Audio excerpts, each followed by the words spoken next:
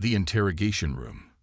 Captain Zara of the Hegemony Intelligence Division stood before the reinforced transparent barrier, her crystalline skin refracting the harsh interrogation lights into prismatic patterns. The human prisoner sat on the other side, hands folded calmly on the metal table. His identification chip read, Dr. Marcus Chen, disaster recovery engineer, age 47, captured during the siege of Colony Kepler 438 bits. The conquest had been swift. The hegemony's quantum warfare had disabled the colony's defenses in minutes, yet this particular human had somehow survived 3 direct neural assaults that should have rendered him catatonic. Now he sat there, adjusting his glasses with steady hands, as if waiting for a routine meeting. You understand your position, human. Zara's voice resonated through the translator, carrying undertones of authority that had broken countless prisoners. Your colony has fallen. Your species faces subjugation. Yet our sensors detect no elevated stress hormones, no fear response. Explain. Marcus looked up, his dark eyes meeting her multifaceted gaze. Would fear change my situation, Captain? The simplicity of the question caught Zara off guard. In her 3 centuries of service, she had interrogated hundreds of species.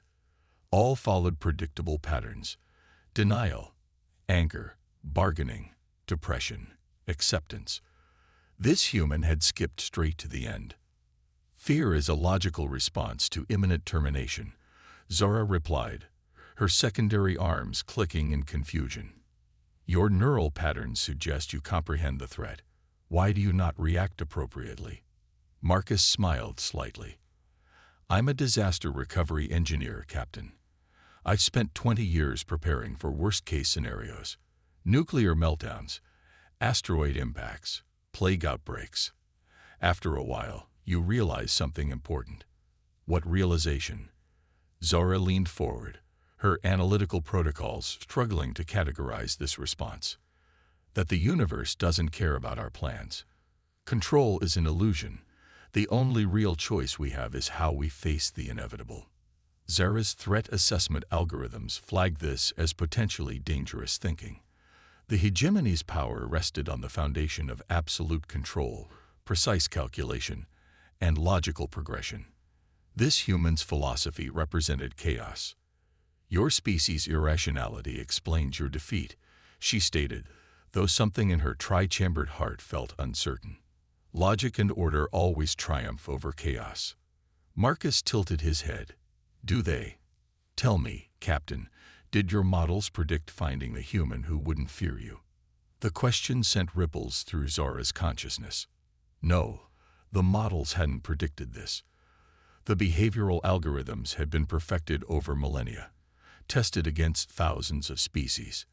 Humans were supposed to be threat level 3, moderate intelligence, high emotional volatility, standard fear responses.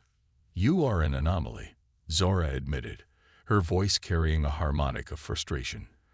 Perhaps brain damage from our neural attacks. I assure you, my mind is intact. I simply learned long ago that some things are beyond our control. Death, loss, the fundamental uncertainty of existence. Once you accept that, fear loses its power. The interrogation room's systems suddenly flickered. A brief power fluctuation that lasted 0.23 seconds. Insignificant, yet Zara's enhanced senses detected something else. A subtle shift in the quantum field, as if reality itself had hiccuped. Did you do something? Zara demanded, her combat protocols activating. Marcus hadn't moved.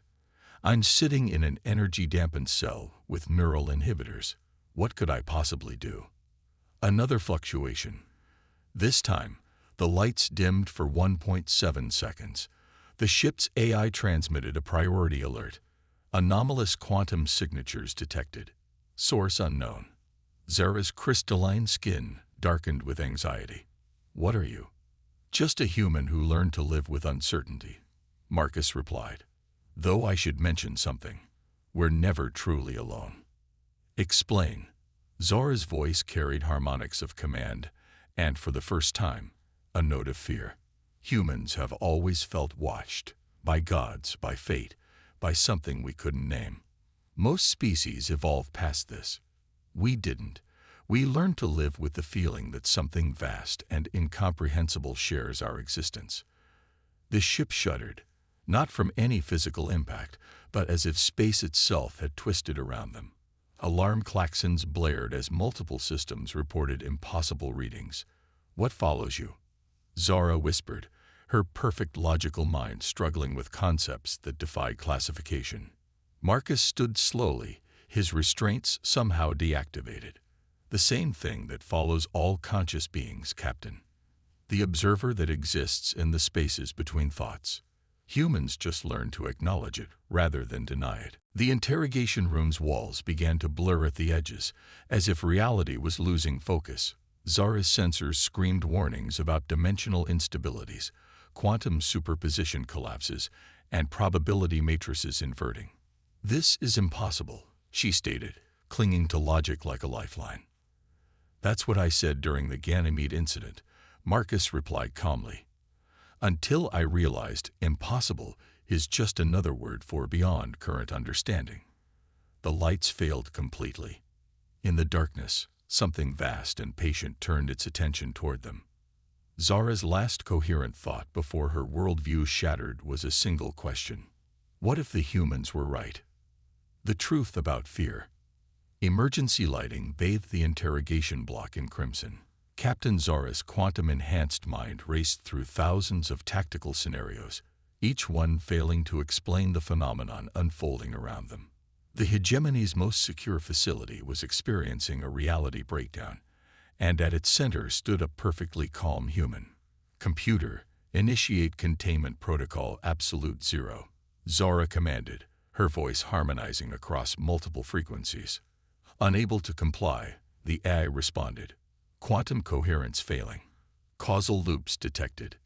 Timeline integrity compromised. Dr. Marcus Chen adjusted his glasses, seemingly unbothered by the chaos. "Captain, trying to contain this is like trying to catch consciousness in a net. It doesn't work that way." "What is happening?" Zara demanded, abandoning all pretense of superiority. Her species had conquered star systems, mastered quantum mechanics, achieved what they considered technological godhood. Yet here she stood, facing something that defied every law they held sacred. "May I tell you about Ganymede?" Marcus asked, sitting back down as reality flickered around them like a broken hologram.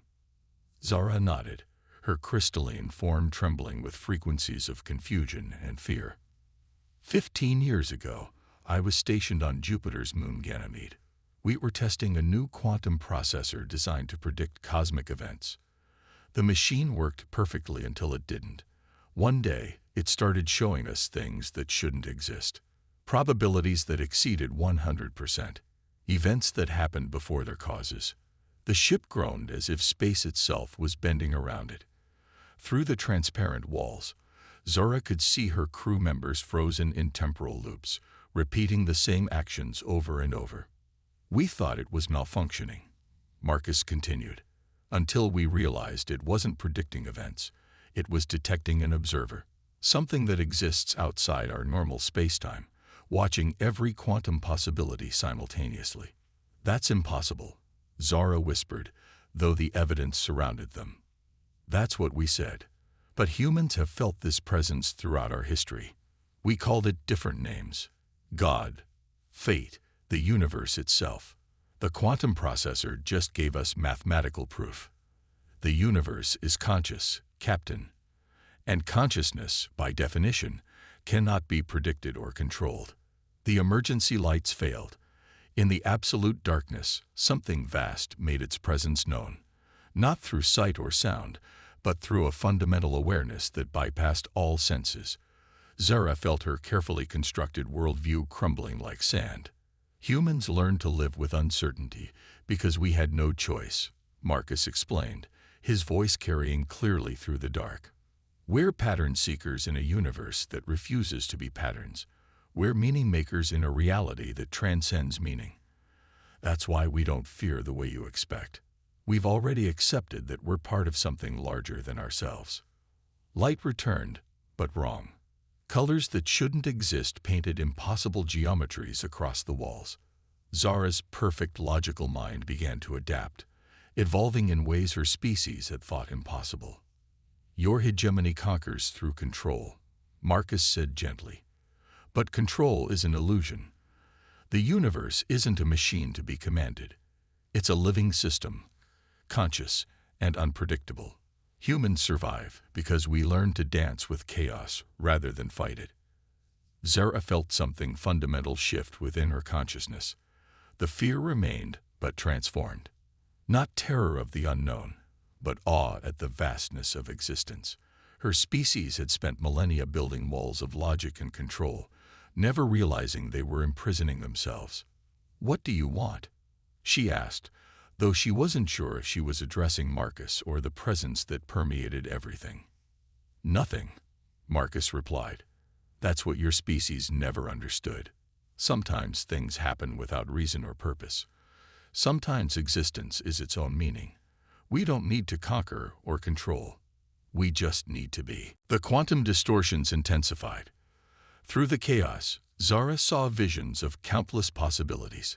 Futures where the hegemony fell, where it evolved, where it never existed at all. She saw the threads connecting all conscious beings, a web of awareness spanning the cosmos. "My people will not understand," she said, her harmonic voice carrying new undertones of wonder. "Understanding isn't required." Marcus smiled. "Only acceptance. Your species has mastered the physical universe. But consciousness isn't physical.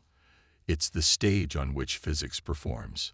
The presence withdrew gradually, like an ocean tide receding. Reality stabilized, but nothing would ever be the same.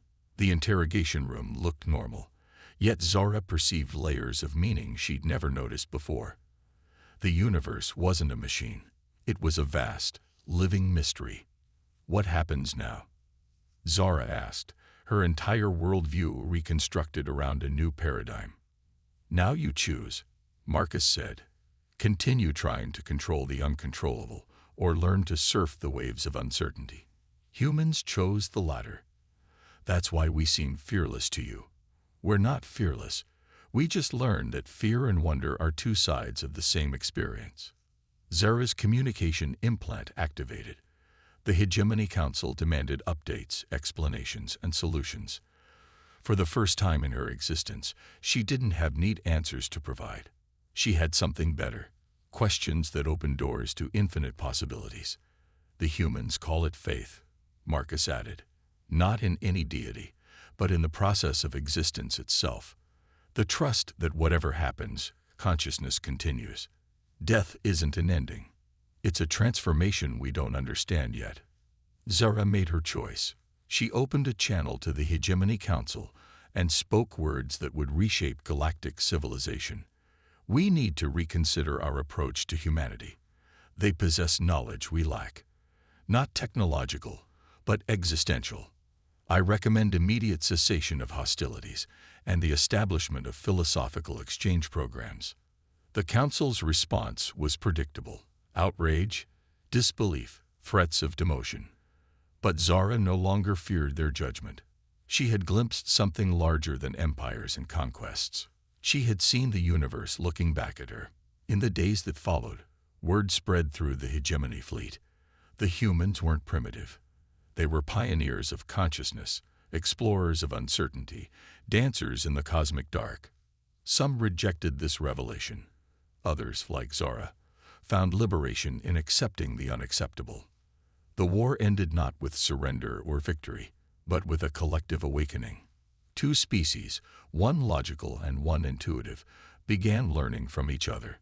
The hegemony brought order and structure. Humans brought flexibility and wonder. Together, they faced the vast mystery of existence. Marcus was released and became an ambassador of uncertainty, teaching alien species how to embrace the unknown. Zara resigned her military commission and joined him, her crystalline form now refracting not just light, but possibilities. They stood together on the observation deck of the newly established cultural exchange station, watching stars being born and dying in the cosmic distance. "Do you think they'll ever fully understand?" Zara asked, her harmonic voice carrying notes of curiosity rather than fear. Marcus smiled. Understanding isn't the goal. Wonder is. The moment we think we figured it all out, the universe shows us something new. That's the beauty of being conscious in an infinite reality. In the depths of space, something vast and patient observed their conversation with what might have been approval. Consciousness had taken another step in its eternal journey of self-discovery. The dance continued, and new partners had joined the floor.